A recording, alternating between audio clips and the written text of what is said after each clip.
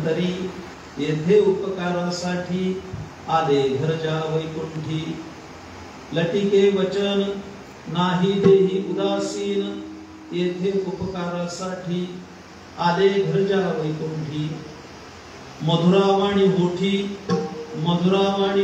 तुका म्हणे वावकोटी येथे उपकारासाठी आले घरजा वैकुंठी विठ्ठल विठ्ठल विठ्ठल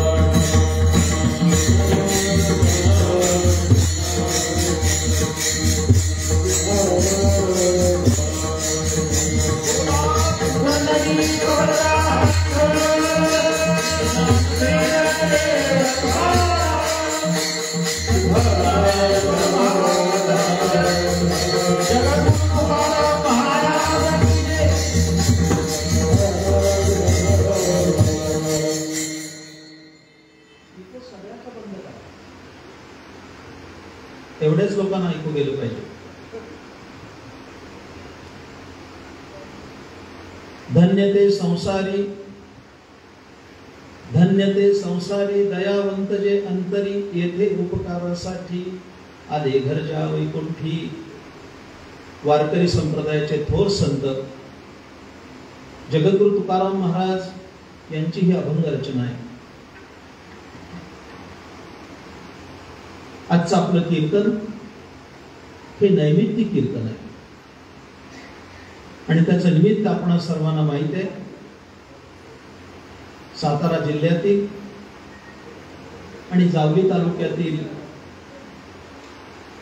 खर्शी बारामुरेची पार्टेवाडी इथलं एक नामांकित आणि अत्यंत प्रसिद्ध असं व्यक्तिमत्व स्वर्गीय बापूराव पार्टे जाधव,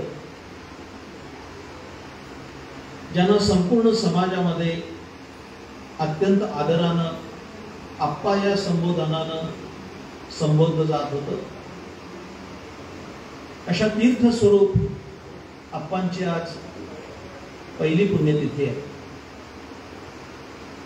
प्रथम वर्ष श्राद्ध आहे आणि म्हणून या जाधव परिवारानं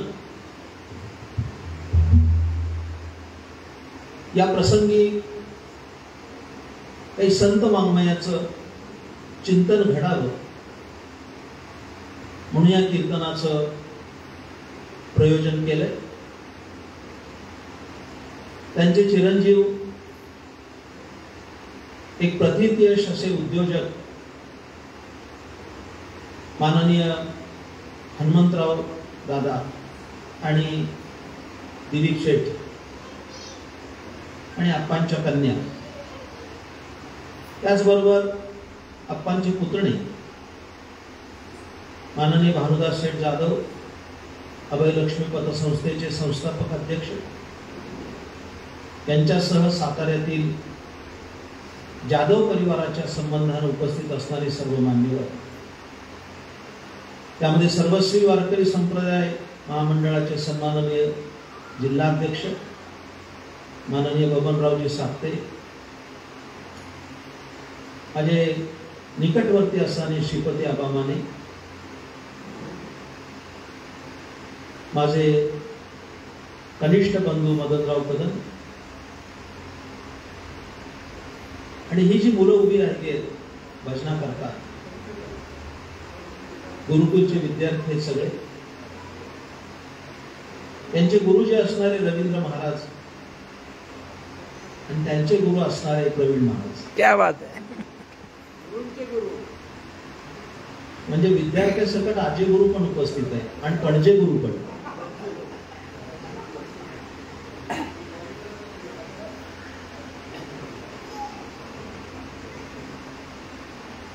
आप्पांच्या संबंधाने मी शेवटी बोलणार आहे.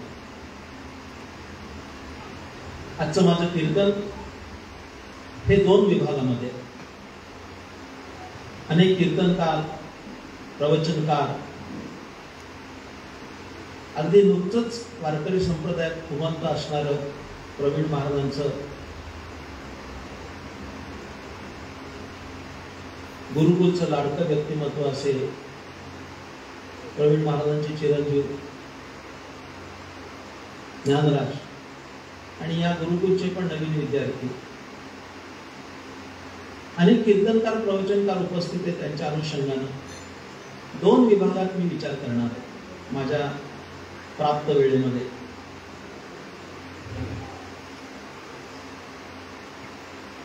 त्याचा पहिला चॅप्टर सुरू करतो आणि मग अभंगाचा दुसरा चॅप्टर.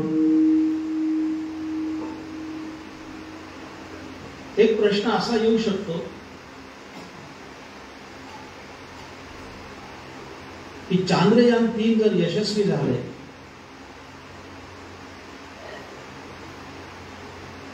आणि विज्ञान जर इतकं पुढे गेलंय तर सद्य काळासाठी बापासाठी अंगठा वाकडा करायची गरज आहे काय?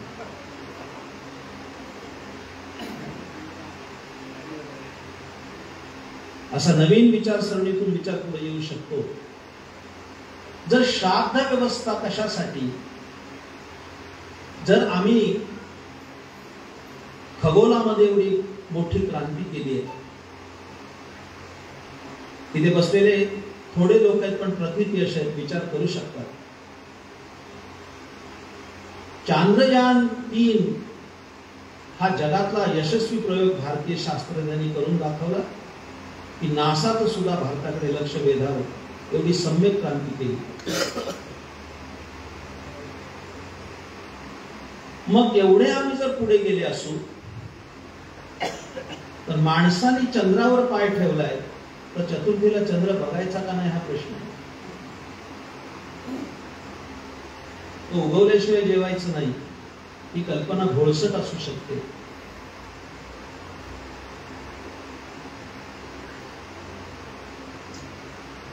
मग कशासाठी आजचा आटापिटा करायचा आणि श्राद्ध करायचं या संबंधी पहिल्या विचारावर प्रकाश टाकणार आहे. तो टाकण्याचं कारण समाज धुरीण इथं बसलेले आहे. तुमचे दत्तू अण्णा वळसेकर बसले, अनेक मान्यवर आहेत, ते समाज धुरीण आहेत, त्यांनी याचा विचार केला पाहिजे. विज्ञान किती जरी पुढे गेलं तरी आबा एक प्रश्न हा चंद्र सूर्य असेपर्यंत आणि हे विश्व असेपर्यंत उपस्थित होणारच आहे. आणि तो प्रश्न कोणता असेल तर मृत्यूनंतर माणसाचं काय होतं हा प्रश्न आहे. भारतीय तत्वज्ञान आणि पाश्चात्य तत्वज्ञान याचा चौलनिक अभ्यास केला तर मृत्यूनंतर त्या माणसाला जाळलं की सगळं संपून जातं अशी पाश्चात्यांची समजूत आहे. पण भारतीय तत्वज्ञानाने त्याला छेद दिला. इकडे लक्ष द्या, एकही वाक्य मी पोकळ वापरत नाहीये. एक वाक्य हातातून सटकून गेलं तर तुमचं होणार नुकसान जास्त आहे. आणि तुमच्याशी हा 120 मिनिटाचा फक्त संवाद करण्यासाठी मला तब्बल 10 तास प्रवास करावा लागलाय. माझं येणं पण इतकं सोपं आणि स्वस्त नाही. आणि तुम्ही 2 तास जर बसला इथं माझ्या समोर येऊन तर उठताना तुमची झोळी पण रिकामी असता कामा नये. काहीतरी वैचारिक धन गेलात घेऊन तर आत्माना समाधान वाटेल. आणि माझं येण्याचं कारण एकच आहे की समर्थ सदनामध्ये पहिल्या खुर्चीत पहिला श्रोता जर कोण असेल तर ते आप्पा होते, पहिल्या खुर्चीवर.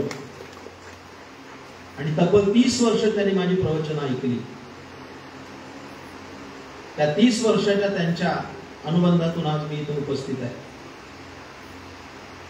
त्यांनी कधी प्रवचन चुकवलं नाही मला, जरी राजकारणी होते तरी. हे का ऐकायचं याची कारण तुम्हाला कळतील पुढे. कुठल्या तरी सासूजावायच्या गोष्टी सांगायला मी इथं आलेलो नाही.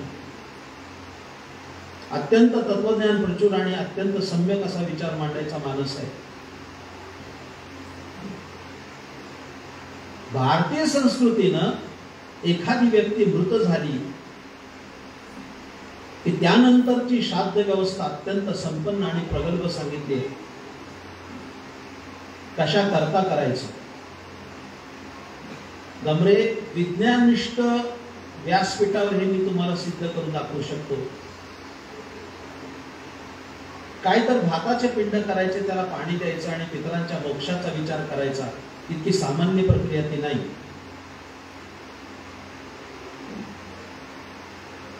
आमच्या संस्कृतीने जिवंत असताना काही सोहळे सांगितले आणि मृत्यूनंतर काही सोहळे सांगितले. मेल्यानंतर सुद्धा कर्तव्य आहेत. सगळ्या माता भगिनीने पण ऐका. काही माणसं म्हणतील का ऐकायचं, इकडे लक्ष द्या दादा, इकडे लक्ष द्या. का ऐकायचं? माझ्या प्रिय श्रोत्यांनो, या मृत्यू लोकामध्ये 2 सोहळे होतात. त्याचा एक जन्माचा सोहळा आहे आणि दुसरा मृत्यूचा सोहळा आहे. ते मी बोलत नाही, ज्ञानोबाराय बोलतात. देहाची गावा आलिया, जन्म मृत्यूची या सोहळिया, नान म्हणू नये धनंजया जिया परी. हे 2 सोहळे होतात, एक जन्माचा आणि दुसरा मृत्यूचा. हे 2 सोहळे तुम्हाला भोगावेच लागतात. माझ्याकडे लक्ष द्या सर्वांनी.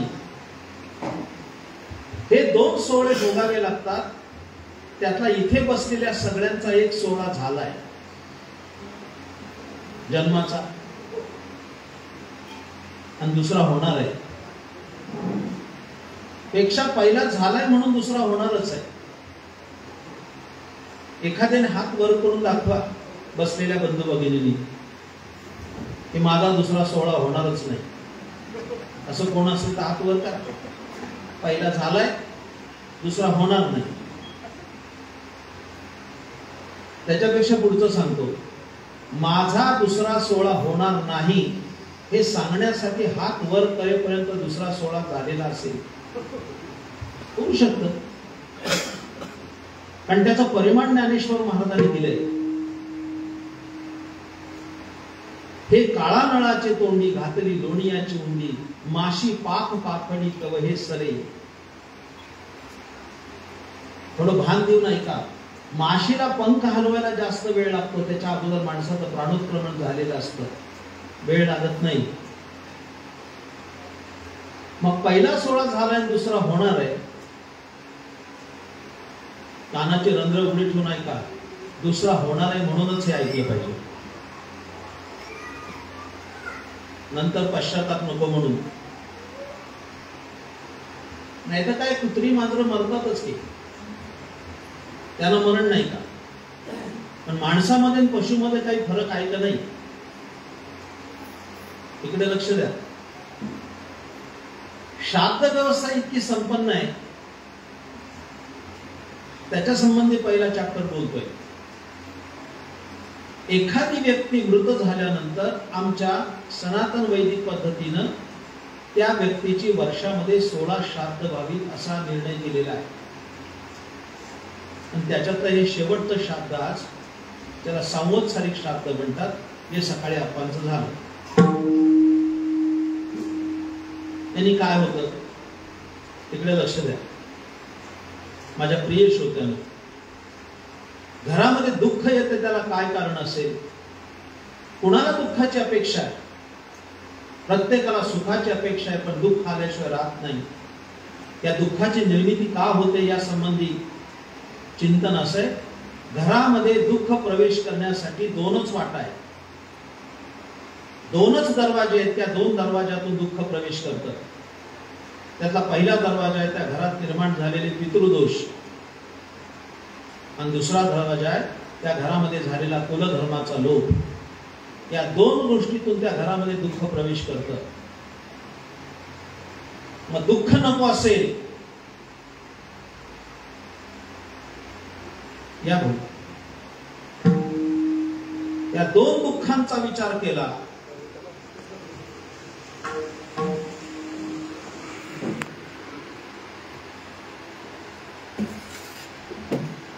तर ती 2 दुःख घरात येण्यासाठी 2 दरवाजे आहेत. त्यातला एक दरवाजा आहे की कुलधर्माचा लोप. तो आज माझ्या विचाराचा मुद्दा नाही. प्रत्येक कुळाला एक कुलदेवता असते, ती कुलदेवता संतुष्ट असावी लागते, त्यावेळेस त्या घरामध्ये सौख्य नांदतं. आणि दुसरी गोष्ट, त्या घरातले पितर संतुष्ट असावे लागतात, त्यामुळे घरात सौख्य नांदतं. अत्यंत मी शास्त्रीय भाषा करतोय. कोणत्याही देवाच्या कृपेनं कुलाची अभिवृद्धी होत नाही. परत सांगतो, त्या कॅटेगरीत लोक माझ्यासमोर नाही येत आता. खरं तर अविवाहित लोकांनी हे माझं भाषण पहिल्यांदा ऐकलं पाहिजे. जे त्या मांडवात पुढे गेले त्यांना उपयोग नाही. संतती निर्माण होते ती फक्त पितरांच्या कृपेनं होते. ते लिहून ठेवा. कोणता देव नवसाला पाहून संतती देत नाही. संतती दिली तर पितरच देतात. आणि पितर अतृप्त असते तर संतती विकृत निर्माण होते, असं शास्त्र बोलतं. संतती बिघडली असेल तर लक्षात ठेवायचं की त्या घरातले पितर अतृप्त आहेत. मेल्यानंतर संपत नसतं, आपल्याला वाटत असतं तरी. जे आमचे दर्शनकार आहेत त्या दर्शनकारांमध्ये एकूण 12 दर्शनकार आहेत. त्या 12 दर्शनकारामध्ये 6 दर्शनकार आस्तिक आहेत आणि 6 दर्शनकार नास्तिक आहेत. पण वैचारिक प्रगल्भता संस्कृतीची अशी आहे की तो नास्तिक असला तरी त्याला दर्शनकाराचा दर्जा दिलाय. काय उदात्त भावना आहे. तो नास्तिक आहे म्हणून त्याला टाळला नाही. नास्तिक असला तरी सुद्धा त्याचा विचार काय ते अभ्यासले पाहिजे. तर आस्तिक विचार कळणार नाही. तो नास्तिक का आहे त्या पातळीवर तुम्हाला आस्तिक विचार कळेल. त्यांनाही दर्शनकार म्हटलंय. त्या दर्शनकारामध्ये चार्वाक नावाचा एक दर्शनकार आहे. इकडे लक्ष द्या. तो चार्वाक दर्शनकार काय म्हणतो, यावत जीवे सुखम जीवे, असं तो म्हणतो. म्हणजे काय? तो म्हणतो तुम्ही जगणार तोपर्यंत सुखानं जगा. पण त्याच्या सुखाची कल्पना काय? तुम्ही तूप खाऊन जगा, असं तो म्हणतो. तूप खाऊन जगा, डालडा नाही, लोणकडी तूप, जे आता 3,500 रुपये किलो आहे. लोक म्हणाले आम्हाला भातावर चमचाभर तूप नाही, पैसे आणायचे कुठून? चार्वाकांनी चांगला उपदेश केलाय दादा. चार्वाक काय म्हणतो, तूप खाऊन जगा. आणि तूप खायला पैसे नसतील तर कर्ज काढून तूप खा, असं त्याचं म्हणणं आहे. ऋणं कृत्वा, ऋण काढा पण तूप खा. तुमच्यासारखे साळे भोळे लोक म्हणाले की आम्ही कर्ज काढू आणि तूप खाऊ, पण काढलेलं कर्ज फेडायचं कधी? काही सोर्स पाहिजे ना. कसं फेडायचं? त्यावेळेला चार्वाक असं म्हणतो, मूर्खा, मरे. असं झालं तर साहेब पतसंस्था अडचणीत येतील. आपण एका पतसंस्थेचे संस्थापक आहात. प्रवीण महाराज बसलेत, भाऊ बसलेत. चार्वाकाच्या विचारानं गेला तर पतसंस्था. मला तुम्हाला जाधव साहेब सांगतो, मला चार्वाक आवडतो. मी एका लेवल पर्यंत चार्वाक मला आवडतो. का आवडतो? ऐकल्यावर तुम्हाला आनंद वाटेल. का आवडतो? निदान तो म्हणाला की ऋणं कृत्वा घृतम पिबेत, म्हणजे कर्ज काढा तूप प्या. तो जर म्हणाला असता ऋणं कृता सुराम पिबेत, तर याच्यापेक्षा अवघड झालं असतं. मेल्यानंतर सगळं संपतं अशी चार्वाक संस्कृती.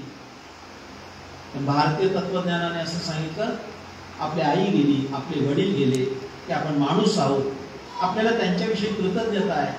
ती कृतज्ञता व्यक्त करणं म्हणजे श्राद्ध आहे. एका वाक्यात डेफिनेशन सांगतो, स्टेटसला आणि इंस्टाग्रामला ठेवायला हरकत नाही. श्राद्ध म्हणजे काय? तर श्रद्धेनं जे केलं जातं त्याला श्राद्ध म्हणतात. संपला विषय. आता ते का करायचं? इकडे लक्ष द्या. का करायचं? त्याचं कारण, वयोवस्था शांतीत आलेलं आहे. पण ते प्रकरण मांडतो. कदाचित अभंगावर मी कमी बोलेन, पण हे पर्व विशेष असल्यामुळे हे सांगणं गरजेचं आहे. पण मी आत्ताच बोलून आलोय, जेवढ्यांचं बारसं झालंय तेवढ्यांचं श्राद्ध होणारच आहे.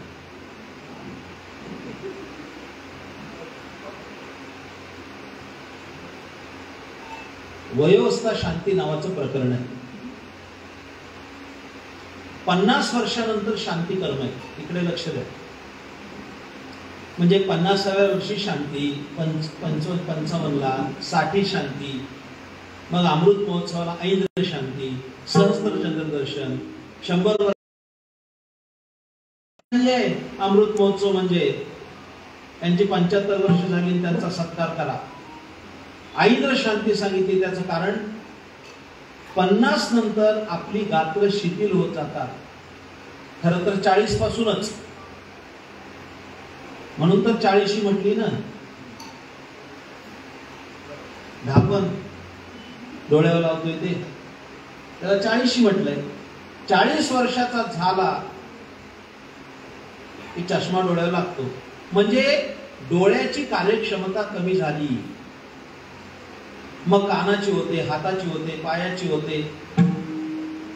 म्हणून माणसाच्या देहावर एकेका अवयवावर एकेका देवाची स्थापना आहे. हा विषय समजून घ्या जरा. फक्त 61ला पेड्याचा, कंदी पेड्याचा हार घातला आणि शाल घातली, जेवणावर झाली म्हणजे 61 होत नाही. डोळ्याची देवता वेगळी, कानाची देवता वेगळी, हाताची वेगळी, पायाची वेगळी, नाकाची वेगळी, त्वगेंद्रियाची वेगळी. मग त्या शांती कर्मामध्ये त्या त्या देवतेच्या नावानं हवन केलं जातं आणि त्या देवता प्रसन्न झाल्या की इंद्रिय पुन्हा काही अंशी पुन्हा प्रगल्भ होतात आणि आयुष्य वाढतं. त्याकरता ते शांती कर्म आहे. हे सगळं सांगायचं कारण काय? इकडे लक्ष द्या. त्यामध्ये मनाची देवता चंद्र सांगितली. उगीच थोडस सांगतो, सगळं सांगायला वेळ पण कुठे हातात आहे. मनाची देवता चंद्र आहे. आपले सगळे मांगलिक कार्यक्रम चंद्रावर आहेत. कुणी केलं अमावस्येला लग्न? हॉल मोकळा म्हणून अमावस्येला लग्न कोण लावेल का? कारण त्या दिवशी चंद्र नाही. चंद्र पादाक्रांत झाला असला तरी. आता मला विस्तार करायला खूप जागा आहे, पण ही सगळी ज्येष्ठ विचारवंत बसलीत माझ्या पहिल्या रांगेमध्ये. भाऊ, दररोज 52 मिनिटं उशिरा भरती येते समुद्राला. आपण मुंबईत राहतोय, कोळ्यांच्या कॅलेंडरला आहे आजची भरती कधी, ओटी कधी. 52 मिनिटं उशिरा काय येते भरती? त्याचं कारण आहे खगोलशास्त्रीय कारण. कारण 52 मिनिटं चंद्र उशिरा उगवतो दररोज, आणि चंद्राच्या उगवण्यावर भरती असते. 71% पाणी आहे समुद्राचं या सगळ्या जगामध्ये. 29% जमीन आणि 71% पाणी पृथ्वीवर आहे. चंद्र उगवल्यानंतर 71% पाणी. अरे हा अरबी समुद्र सोडून द्या, पण पॅसिफिक महासागर, अटलांटिक महासागर, प्रशांत महासागर, अजस्त्र महासागर आहेत. नुसत्या चंद्राच्या येण्यानं त्याचं पाणी हाबकतं. मग चंद्राच्या उगवण्याचा परिणाम जर 71% पाण्यावर होतो तर माणसावर किती होत असेल? काय विचार आहे का नाही? मनाची देवता चंद्र आहे. आणि माझ्या मुद्द्याची गाठ घालतो, धमण्यांमध्ये वाहणारं रक्त हे पितरांचं आहे. आपल्या धमण्यात रक्त वाहत आहे ते आपल्या बापजाद्याचं आहे. संतांना मी म्हटलो ना 25 पोरं पाहिजे समोर, त्यांना ऐकलं पाहिजे. पण नवीन पिढीला असं वाटतंय की कीर्तन हा म्हाताऱ्यांचा व्यवसाय, धंदा आहे. ही पोरं उभी राहिली. एक बहुजन समाजाचा मुलगा एवढं काम करतोय, ही मुलं सांभाळतोय. हे संस्काराची मोठी पेरायचं काम चाललंय. जे थोडे बहुत तरुण बसलेत ज्यांना संतनन करायचंय. विवाह संस्था काही कामेच्छा पूर्ण करण्यासाठी नाहीये, चांगलं संतनन करण्यासाठी, चांगली संतती निर्माण करण्यासाठी आहे. पण संतती धर्मच असली पाहिजे, ती कामच असता कामा नाही, असं संस्कृतीचं म्हणणं आहे. हे एक एक मुद्दे सांगायला मला एक स्वतंत्र कीर्तन करावं लागेल. 60 मिनिटात मी नाही सांगू शकत. संतलन जेव्हा होतं, वारकरी संप्रदायाच्या कीर्तनाचे आब राखून काही मर्यादित बोलतो, विस्तृत नाही बोलता येणार. शुक्र आणि शोणिताच्या संबंधातून जर संतती निर्माण होत असेल, एक अपत्य निर्माण केल्यानंतर त्या अपत्यामध्ये जे 84 गुण असतात, त्यामध्ये त्याच्या बापाचे फक्त 28 गुण असतात. 84 फक्त 28.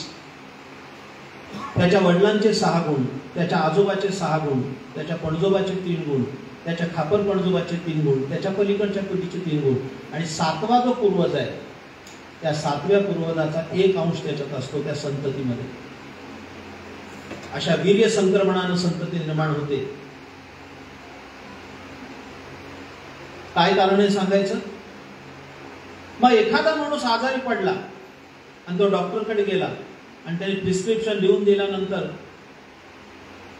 तो पॅथॉलॉजिकल लॅब मध्ये गेल्यानंतर त्याच्या तपासण्या होतात, रिपोर्ट घेऊन जातो आणि मग डॉक्टर त्याला विचारतात, का तुमच्या घरात कुणाला डायबिटीस होता? तर नाही, माझ्या वडिलांना नव्हता, माझ्या आजोबांना नव्हता. मग त्याची आई सांगते, अरे तुझ्या आज्याला नव्हता पण माझ्या बापाला होता. मग डॉक्टर म्हणतात, तो तुम्हाला झालाय. एखादा दमेकरी असतो, त्याला अस्थमा होतो, दमा येतो, तो डॉक्टरकडे जातो. दमा डायग्नोज झाला, दमा की लगेच त्याला विचारलं जातं, काय तुमच्या घरात कुणाला होता का? हो, आमच्या पणजोबाला दमा होता. मग तुम्हाला तो झालाय. जरा भाऊ विनोद म्हणून सांगू का? एक विनोदाचं वाक्य सांगू, ऐकता सगळे? बताऊन वाढ वडिलांची प्रॉपर्टी जसे घेताना तसे रोग पण घ्यावे लागतात. 7 बाऱ्यावर आणेवारी कशी लावतात? आणेवारी लावायची घाई जशी होते तशी रोग घ्यायची पण घाई झाली पाहिजे. दमा पण येणार, कॅन्सर येणार, ब्लड प्रेशर येणार. 7 बाऱ्यावर नाव लावतोय ना, हे रोग पण घ्यावे लागतात. मी हे सांगण्याचं कारण, पितर ही रक्ताची देवता आहे. आपल्या धमण्यांमध्ये त्याचं, माझ्या आजोबांचं, वडिलांचं, खापर पणजोबांचं रक्त वाहतंय धमण्यात. त्याचा DNA करायचं काय कारण आहे? वैज्ञानिक दृष्टिकोनातून विचार पुढे आलाय. मग आपले पितर जर संतुष्ट असतील तरच पुढची पिढी चांगली निर्माण होते आणि घरामध्ये सौख्य नांदतं. म्हणून आपल्या वाडवडिलांचं श्राद्ध केले पाहिजे. चॅप्टर नंबर 1 पूर्ण. याच्यासाठी करणं, उगीच वडील गेले, पाहुणे रावळे बोलवले, श्राद्ध केलंय, 100-200 लोक जेवायला घातले, नॉट ए इव्हेंट. त्याला इव्हेंट म्हणून नाही बघितलं पाहिजे, ते श्रद्धेनं केलं पाहिजे. विठाला विठाला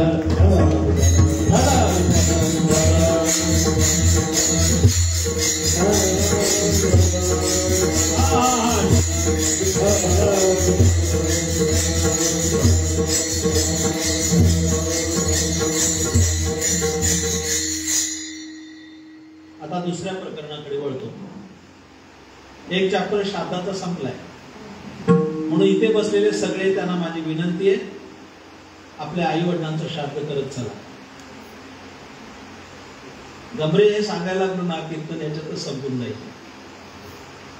देवापेक्षा पितरांची सेवा जास्त आहे. चला, पोटात आले तर पोटात ठेवत नाही. श्राद्ध करताना धर्मशास्त्राने सांगितलंय की ती श्राद्धाची सगळी भांडी चांदीची असली पाहिजे. पितरांना लोहपात्र चालत नाही, लोखंडाचं चालत नाही, चांदीची पाहिजे. पण 2 चॅप्टर त्याचे, पहिल्या चॅप्टरचा समारोप करताना 2 मिनिटात संपवतो. अतिश्रीमंत माणूस असेल, पैसा भरपूर असेल, धर्मशास्त्र असं बोलतं त्याने बापाचं श्राद्ध खूप मोठं केलं पाहिजे, त्याच्या संपत्तीला जसं मानवेल तसं. आणि ज्याच्याकडे काहीच नसेल त्यांनी पण बापाचं श्राद्ध केलं पाहिजे. त्याचं उत्तम उदाहरण, राजा दशरथ निर्माण पावले त्यावेळी प्रभू रामचंद्र जंगलात होते, वनवासात होते, हातात काहीच नव्हतं. पण प्रभू रामचंद्रांनी फळाचा पिंड दिला आणि फळानं बापाचं श्राद्ध केलं, काही नसेल तरी. शेवटचा मुद्दा सांगतो, तुमच्याकडे काही नसेल, निष्कांचन असाल, कवडीला एक सुद्धा दमडी नसेल कनवटीला, तर अशा माणसाने ज्या दिवशी बापाची तिथी असेल त्या दिवशी आपल्या शेतावर जावं, नाही तर जंगलात जावं आणि आपले हात उंच करावेत दक्षिण दिशेला हात उंच करून आपल्या वडिलांना नमस्कार करावा की माझ्या हातात काही नाही, मुठभर तांदूळ सुद्धा नाही तुमच्याकरता पिंडदान करण्यासाठी, मी हात उंच करून तुला नमस्कार करतो, माझा नमस्कार स्वीकार करावा आणि आम्हाला सुखात ठेवावं, तरी पितर संतुष्ट होतात तर त्यांना सौख्य धारण करतात. पण हे कुणाला? ज्याच्याकडे काही नाही, कोट्याधीशाला नाही. म्हणून तेव्हापासून प्रवीण महाराज म्हण पडली, सगळं असताना काथा बगला वर करणे, अशी जी म्हण पडली ना ती त्याच्यातून पडली. पण आपले पितर संतुष्ट असावेत याकरता श्राद्ध केलं जातं. आता दुसऱ्या क्रमांकावर आलो मी, इकडे लक्ष द्या. आपण सगळे रमले आहात कीर्तनात. समोर जो माझा विचार आलेला आहे तो असा आहे, अभंग जो मी समोर घेतलाय त्याच्यामध्ये माणूस धन्य कशानं होईल याची चर्चा आहे. माझ्या प्रिय श्रोत्यांनो, जीवन सगळ्यालाच मिळतं, कुणाला नाही, तुम्हाला आहे, मला आहे, सगळ्यांना आहे. पण धन्यता सगळ्याला मिळत नाही. थोडी माणसं धन्य होतात, सगळ्याला धन्यता मिळत नाही. धन्यता फार थोड्या लोकांना मिळते, त्यांचं जीवन यशस्वी होतं. अशा यशस्वी जीवनांपैकी एक आप्पा होते. पण त्यांच्या अनुषंगानं काही चिंतन, कशानं जीवन धन्य होईल या अभंगात एकूण 6 गुण आलेले आहेत. त्या 6 गुणांनी माणूस धन्य होऊ शकतो. त्या 6 गुणांची चर्चा करतो फार अल्प स्वल्प मुद्द्यांमध्ये. त्यापैकी पहिला गुण अभंगाच्या पहिल्या चरणात सांगितला, धन्य ते संसारी, धन्य ते संसारी, धन्य ते संसारी, धन्य ते संसारी, धन्य ते संसारी, धन्य ते संसारी, धन्य ते संसारी, धन्य ते संसारी, धन्य ते संसारी, धन्य ते संसारी, धन्य ते संसारी, धन्य ते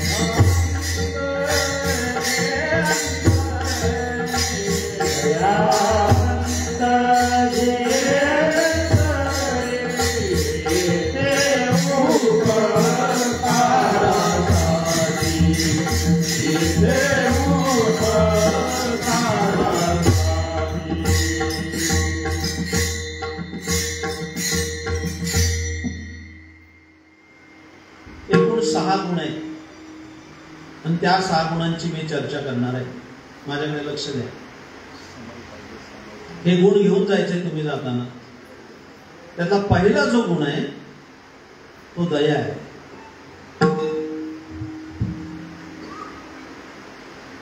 प्रत्येकाच्या अंतःकरणात दया असणं गरजेची गोष्ट आहे.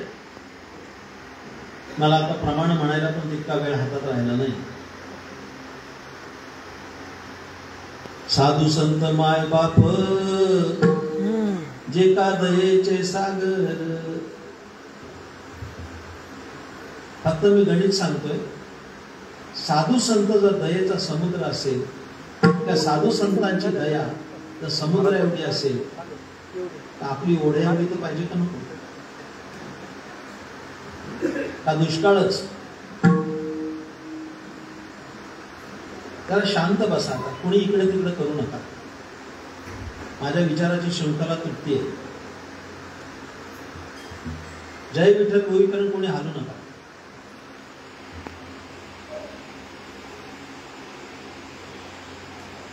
काय सांगतो माझ्यावर दया करा.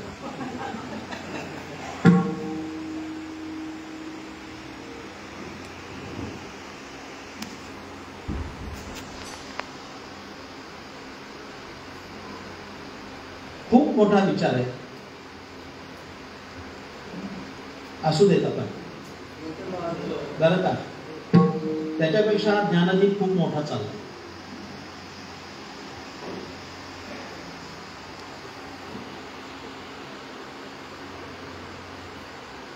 वाद लावली ज्ञान नाही मिळत तर काय उपयोग.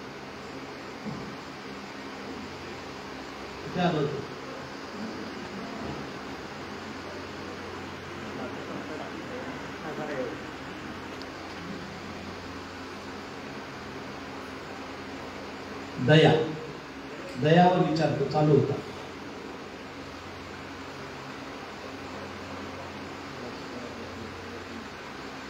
संत एकनाथ महाराजांच्या आयुष्यातला प्रसंग खूप मोठा आहे. हिंदू म्हणून जन्माला आला की एकदा तरी काशी घडावी अशी प्रत्येकाची भावना असते ना.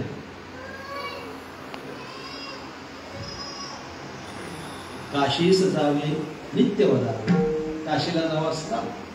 पण पूर्वी काशी यात्रा खूप अवघड होती.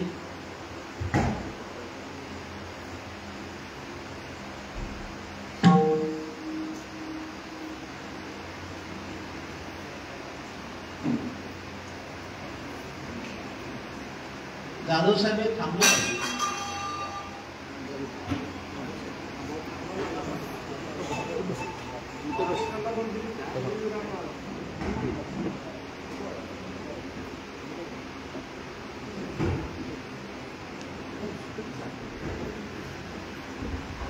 कुलदीप इकडे माणसं पाठवू नका आता मध्ये.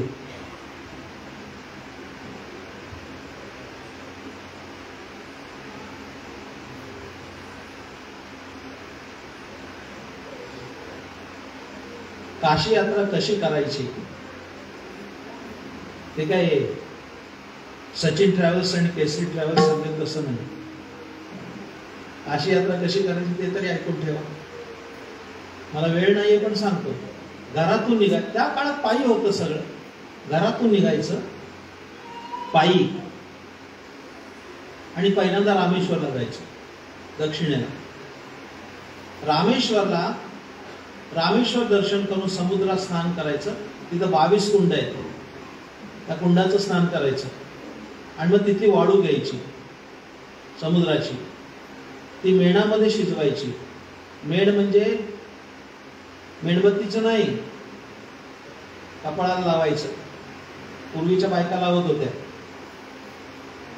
प्रत्येक बाईच्या डब्यात खिशात डबी असायची, पिशवी मेणाची. डबी आहे फक्त मिस्त्रीची आहे.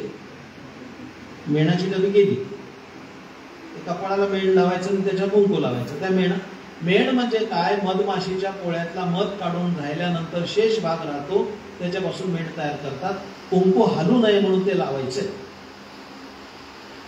त्या मेणात ते शिजवायचं वाळू, त्याचं लिंग करायचं, शिवलिंग, आणि ते घेऊन काशीला जायचं.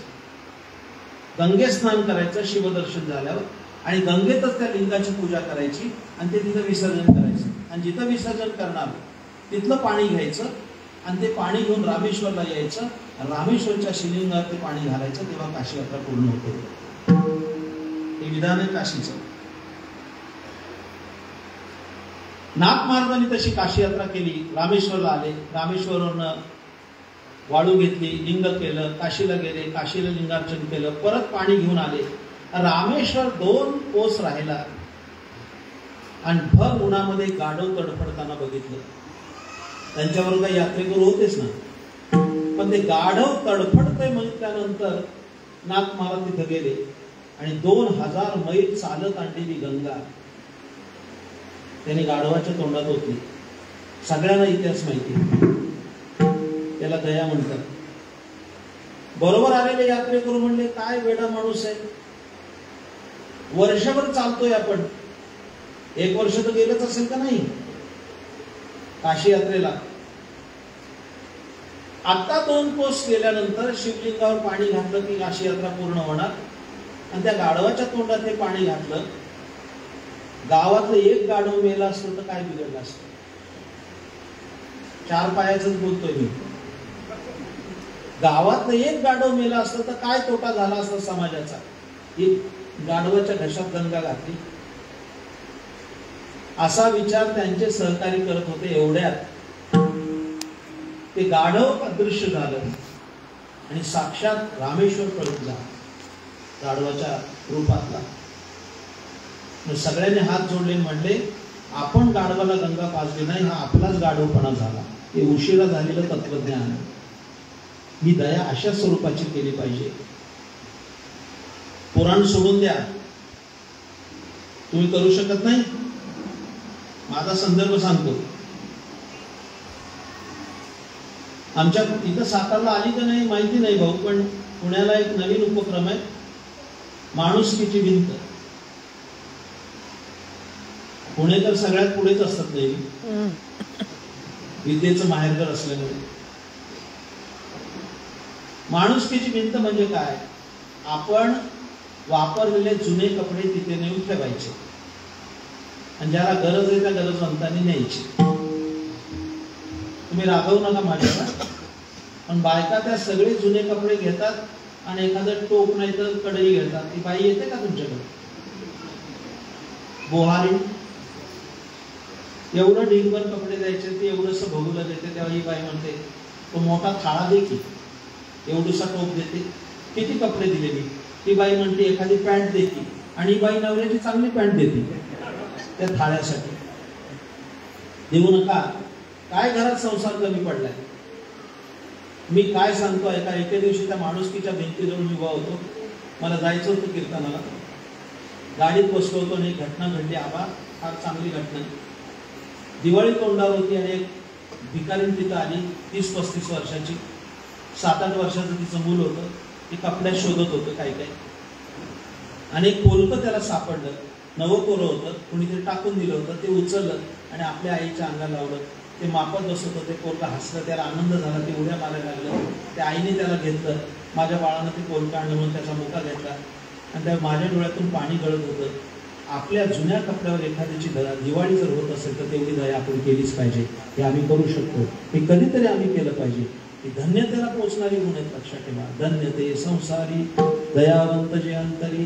दुसरा गुण अभंगाच्या द्वितीय चरणात येते उपकारासाठी, येते उपकारासाठी,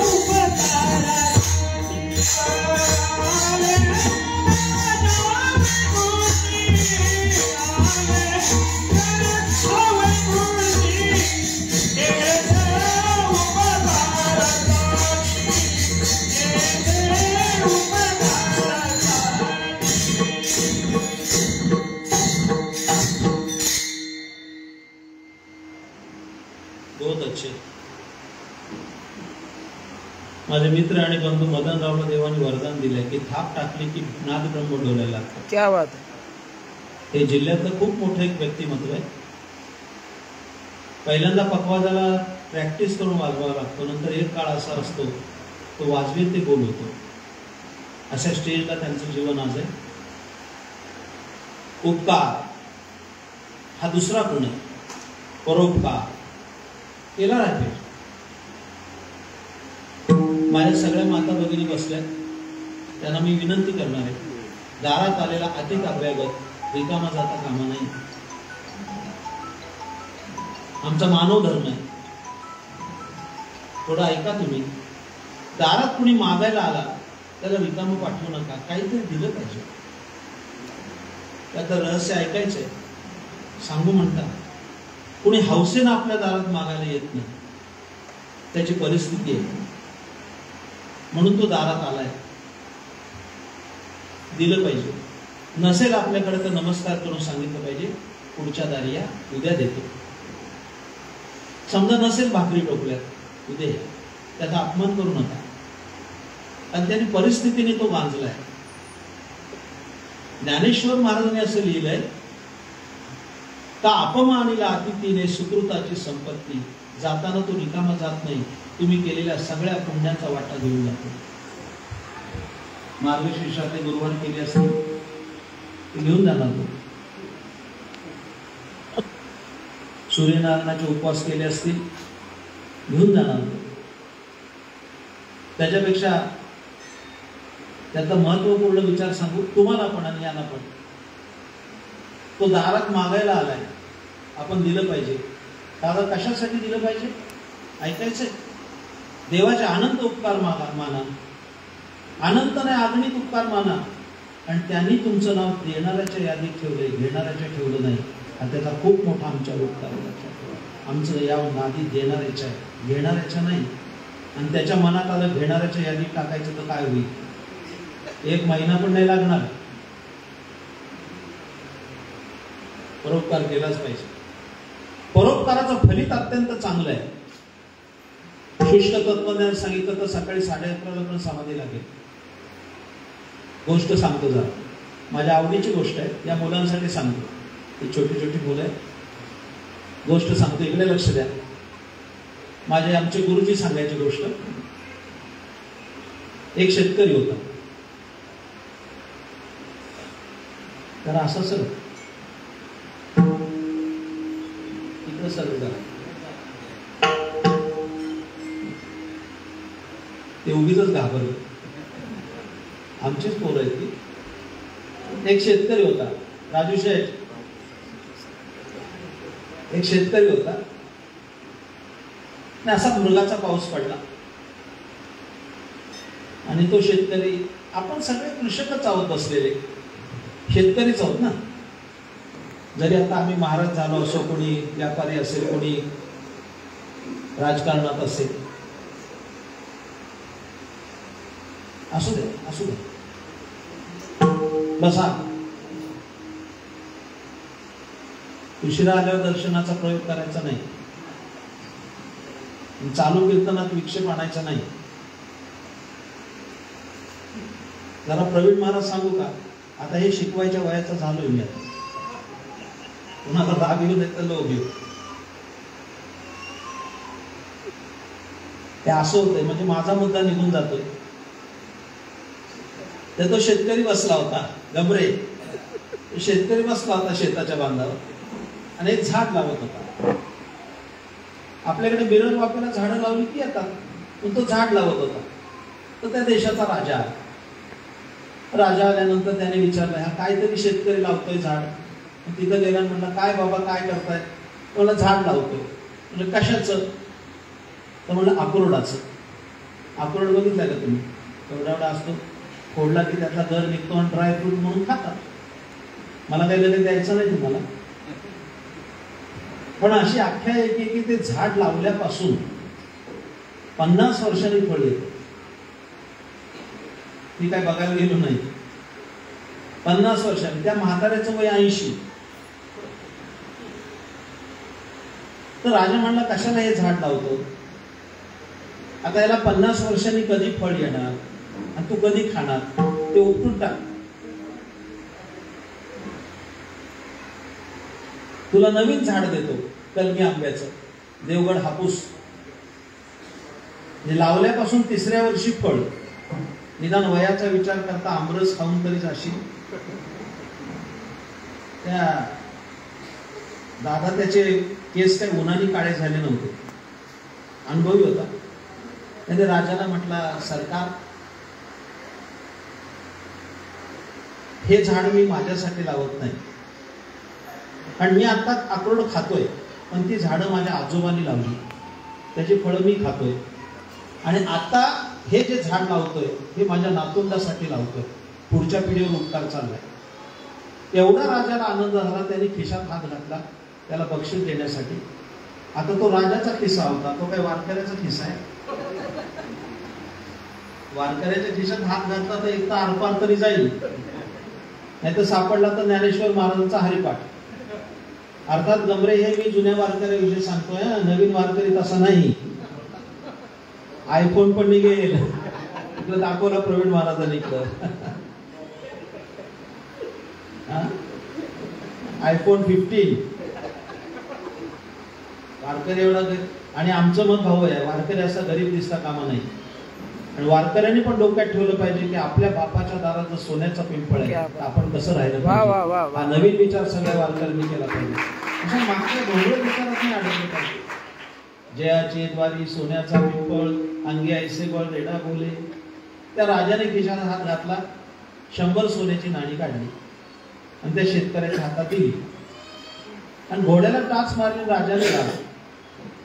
एवढ्यात तो म्हातारा हसला.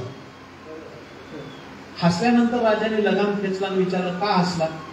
नाही म्हणले, असाच हसलो. नाही म्हणले, असं जे हसतात त्याला लोक एरंडेला पाठवतात. तू का हसला? अहो म्हणले, हसू नाही तर नाही, काय करू? आता या झाडाला 50 वर्षांनी फळ येईल का नाही येईल हे बघायला मी जिवंत असणार नाही, पण लावल्या तर फळ आलं. काय कळतंय का नाही तुम्हाला? लावल्या 100 नाणी मिळाली ना सोन्याची, हे फळच नाही का? राजाला एवढा आनंद झाला, त्यांनी दुसऱ्या खिशात हात घातला आणि पुन्हा 100 सोन्याची नाणी काढली, त्याला दिली. आणि राजा घोड्याला टाच मारून निघाला. तेवढ्यात हा हसला. परत हसल्यानंतर यांनी लगाम ओढल्याने विचारलं, का रे हसला? म्हणजे जावा सरकार, तुम्ही कशाला गरीबाच्या नादी लागलाय? तुमचा वेळ का वाया घालवता? नाही म्हणले, तू असाच हसणार नाही, तू पक्का इरसाल म्हातारा आहेस. का हसला? मग त्या म्हाताऱ्याने उत्तर दिलं, सरकार हसू नाही तर नाही, काय करू? 80 वर्षाची उमर झाली. 80 वर्षामध्ये 80 उन्हाळे पावसाळे बघितले, पण मला आता हसू कशाचं आलं? तर प्रत्येक झाडाला वर्षातून एकदा हंगाम येतो, माझ्या या झाडाला 10 मिनिटात 2दा हंगाम आला, याचा आश्चर्य. आणि मी हसलो. दृष्टांत संपला. लांबवण्यात काही तात्पर्य नाहीये, परोपकार केला की त्याची फळं मिळतात म्हणून तिथे वर्णन केलंय. येथे उपकारासाठी आले घरच्या वैकुंठी, विठोबा रखुमाई.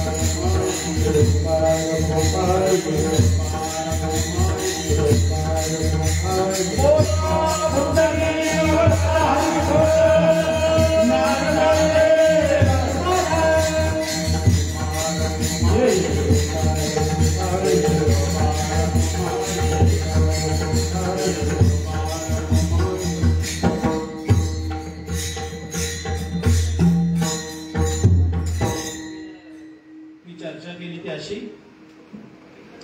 एकूण 6 गुण आले त्या अभंगात आणि त्या 6 गुणांपैकी 2च सांगून झाले आणि मिनिटं राहिली 15.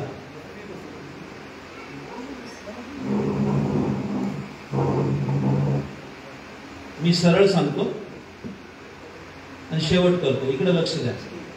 6 गुण आहेत. त्यातला पहिला गुण आहे दया, दुसरा गुण आहे परोपकार,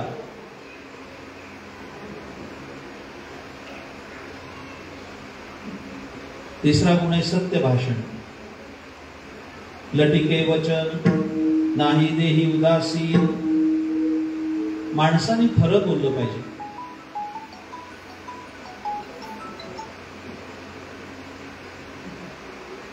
हे कोणत्याही पक्षाचा अनुनय केला नाही आतापर्यंत 40 वर्षात.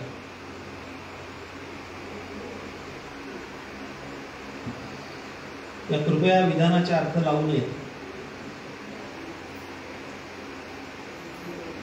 पण भारताचे भूतपूर्व पंतप्रधान स्वर्गीय अटलजी वाजपेयी साहेब यांनी एक सुंदर वाक्य सांगितलं होतं. ते स्लोगन म्हणून गाजलं.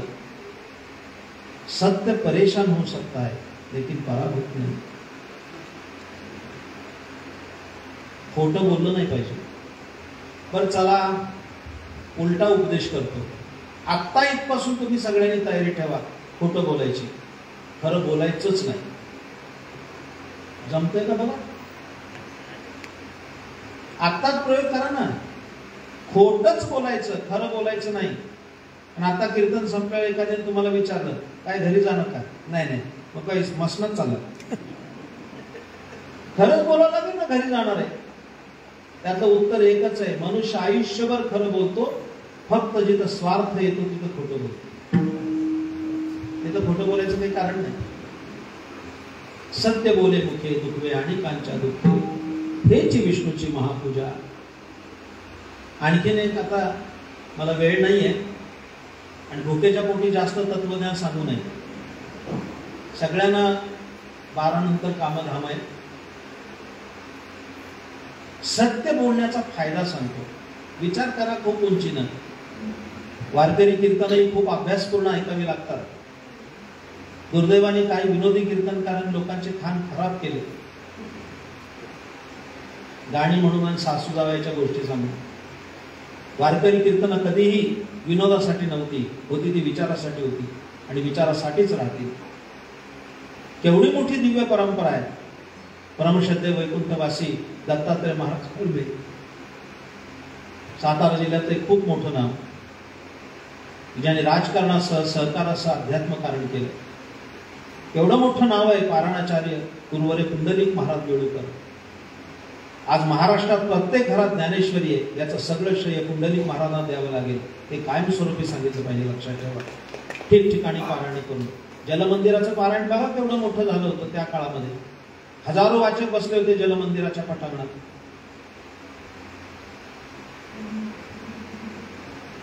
सत्य बोलण्याचा फायदा काय? नोट करा. जो माणूस खरं बोलतो त्याला आपण काय बोललो हे लक्षात ठेवावं लागत नाही. असत्य बोलण्याचा फायदा. आणि दुखवे यात किंवा वर्णन केलंय, लटिके वचन, नाही देही उदासीन. ते देहावर उदासीन असतात. बघता इसे जाणं, जे देही उदास, गेले आशापाश निवारून. हे 2 गुण झाले. मधुरा वाणी हो,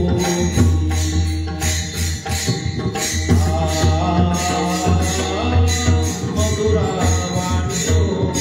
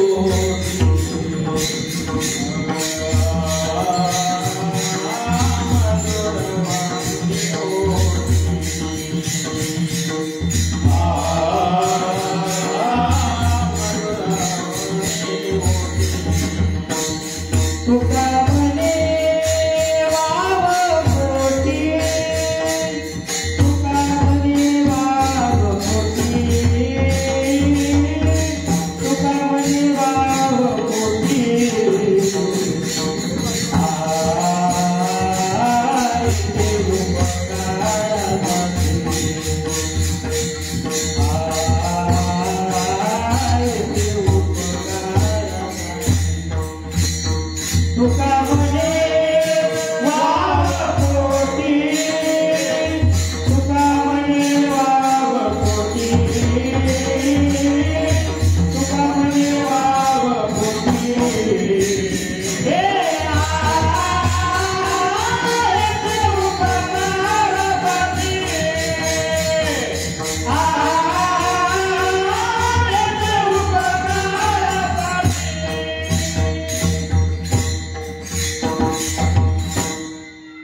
हे दोन शेवटच्या चरणातले गुण आहेत. माणसाची वाणी मधुर असली पाहिजे, गोड बोललं पाहिजे. धर्माने दिलेली आज्ञा आहे सत्यम प्रिया पण प्रियम प्रिया. सत्य बोला पण गोड बोला.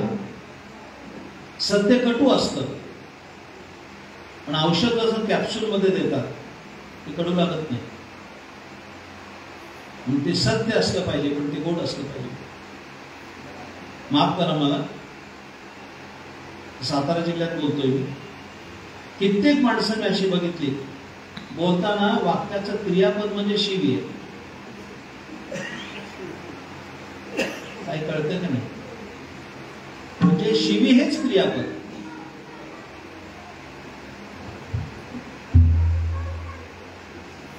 हे माझं अनुभवाचं कीर्तन आहे. तुम्हाला सांगतो, मला फोन आलाय.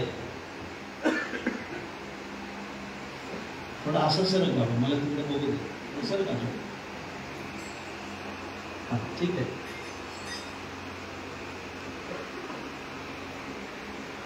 हे फोन सगळ्याकडे आहे ना.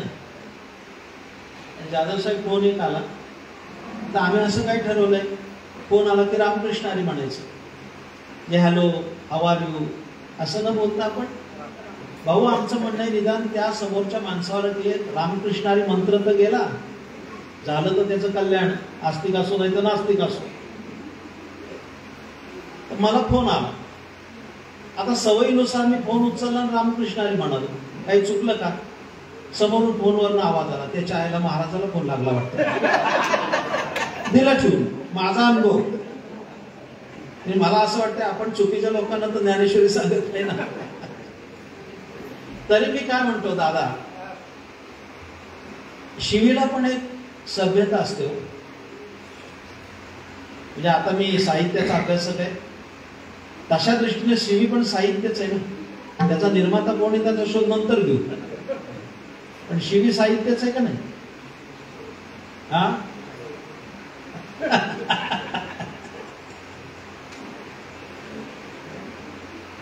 अहो सर म्हणाले उशीच्या वेळेला काय झालं सांग. माझ्या कीर्तनात बरं का, हे झालेलं ते साक्षीदार. विनेकरी पोरगा चांगला आहे, आमच्या संस्थेचा आहे. मी एक दृष्टांत कीर्तनात सांगितला आणि तो दृष्टांत जरा अतिशयोक्तीचा होता. आता सर म्हणले तर सांगूनच जातो. तो दृष्टांत असा होता की एक माणूस हत्तीवरनं चालला होता आणि त्याच्या पायाखाली वेलदोडा आला हत्तीच्या, तर राजाला सर्दी व्हायची. ऐकताय का? झोपलाय. वेलदोडा कुणाच्या पायाखाली? हत्तीच्या. सर्दी कुणाला झाली? कोरोनापेक्षा भयानक. तर मी असं म्हणलं की बाबा हत्तीच्या पायाखाली वेलदोडा आला आणि बसणाऱ्या माणसाला सर्दी झाली. हे ऐकता क्षणी तो विणेकरी होता ना, त्या लक्षातच आलं नाही. तो लगेच म्हणला तिच्या आईला. चालू कीर्तनात म्हणला. तुम्ही थोडे बसलाय, ते 10,000 लोक होते, एकच खसखस पिकली आणि त्यालाच कळलं नाही माणसं का हसली. मग माझा स्वभाव असा कडक नाईलाजानं, त्याला वाटलं आता महाराज काहीतरी बोलणार. पण 80 वर्षाचा म्हातारा होता, तर जाऊ दे आपल्या वडिलांसारखा, उगीच कशाला बोलायचं. मग त्याला म्हटलं बाबा असं बोलू नये कीर्तनात. तो म्हणला नव्हतंच बोलणार हो महाराज, पण त्याच्या आईला चुकलंच. असं एकदा अजून बोलला. ही आपली मधुर वाणी. आणि तुका म्हणे वाव पोटी बहु वाव पोटी समर्थाच्या, बहु वाव पोटी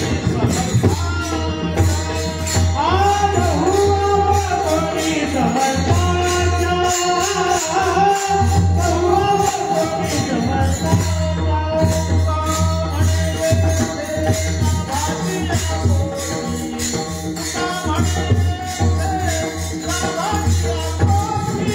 तुका म्हणे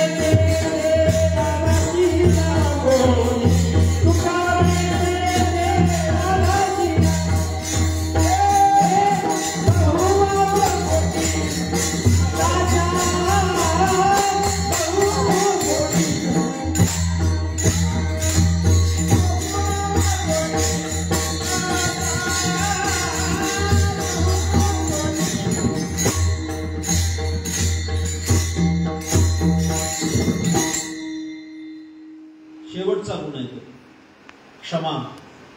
क्षमा वीरस्य भूषणम. क्षमा हे वीराचं भूषण आहे. सामाजिक जीवन जगत असताना एखादा माणूस चुकतो आणि चुकतो त्यालाच माणूस म्हणतात, पण चुकणाऱ्या माणसाला क्षमा केली पाहिजे. वाक्य चांगलं सांगू, गुन्हेगारापेक्षा क्षमा करणारा मोठा असतो.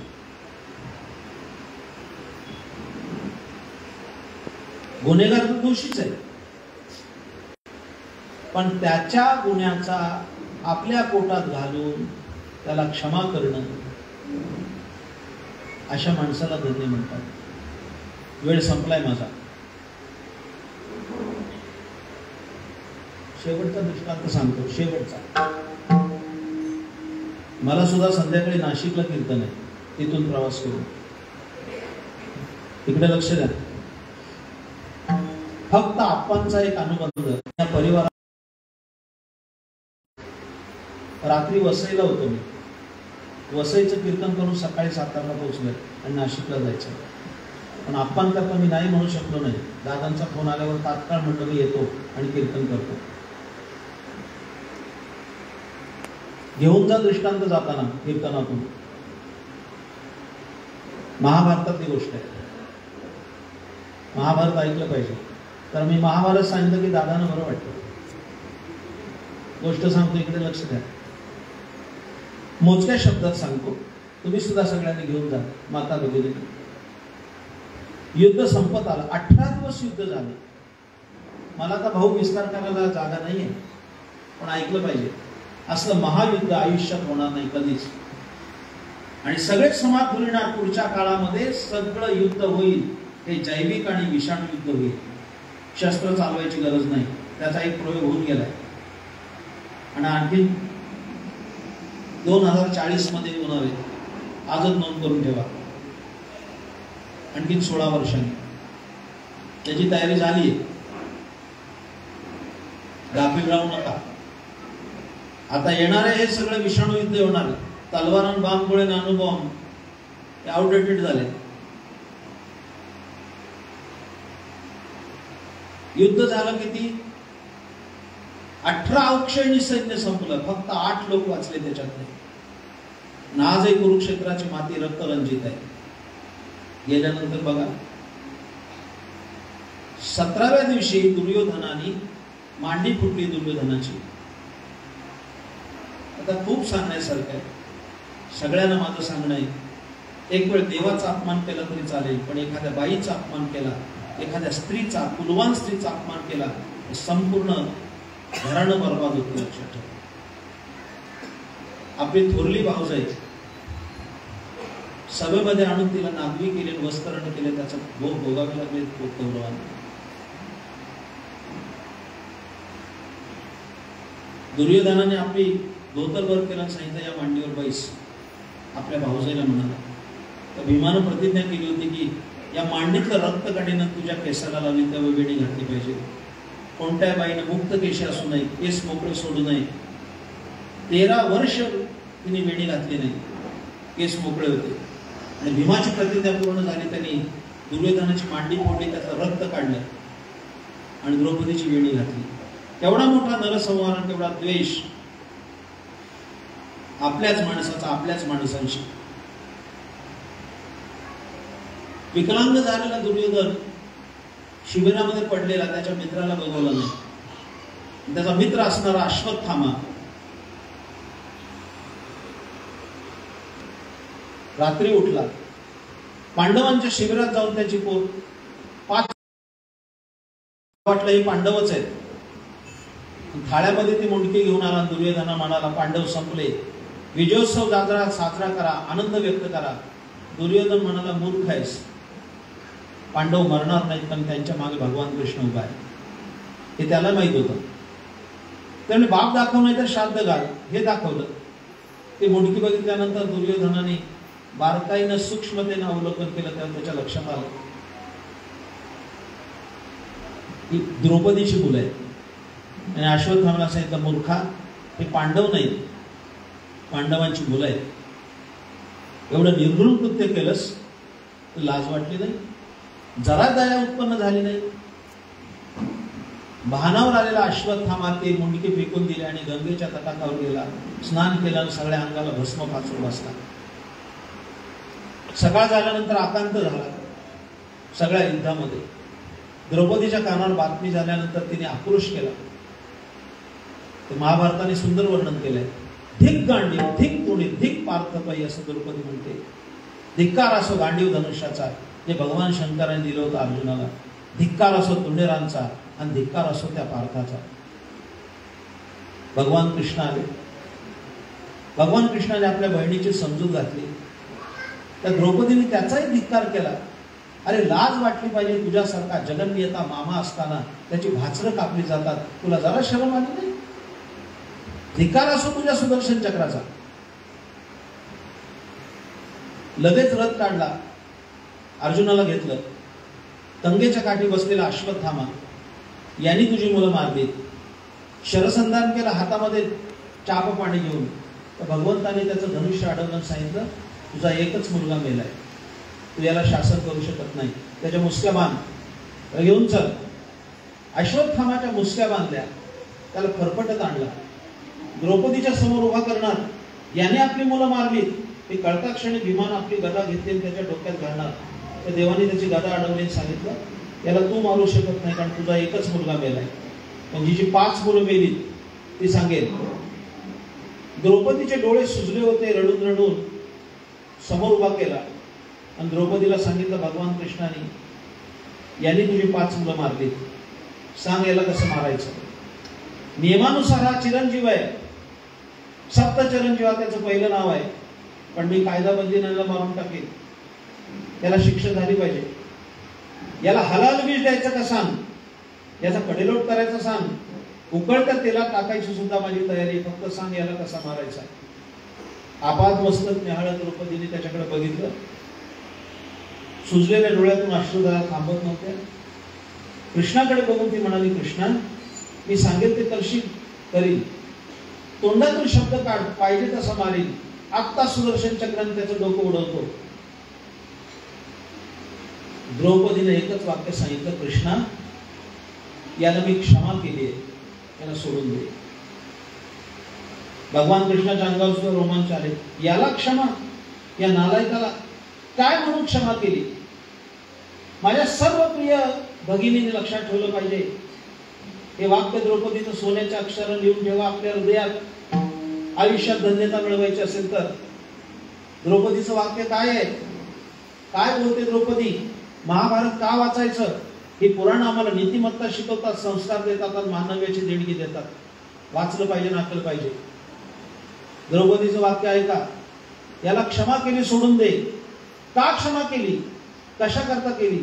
त्या द्रौपदीने दयार्द अंतकरणातून आपला स्वर काढला आणि म्हणाली, कृष्णा याने पाप केलंय, माझी मुलं मारली, मला दुःख मोठं आहे, पण याला क्षमा करण्याचं एकच कारण आहे. काय कारण आहे द्रौपदी? कशासाठी क्षमा केलीस? स्पष्ट सांगितलं, माझी 5 मुलं मेली आहेत म्हणून मी पुत्र शोकानं मरतीये, आणि याला जर मारलं तर माझं जे दुःख आहे ते दुःख त्याच्या आईला होईल म्हणून तो सोडून टाक. मी दुःख भोगते ते दुःख त्याच्या आईला होऊ नये, दुसऱ्या एका बाईला होऊ नये, पण याला सोडून दे. किती पापी असला तरी सुद्धा. दृष्टांत संपला. जगाच्या पाठीवर एवढी मोठी क्षमा मागे कधी झाली नाही, पुढे कधी होणार नाही, लक्षात ठेवा.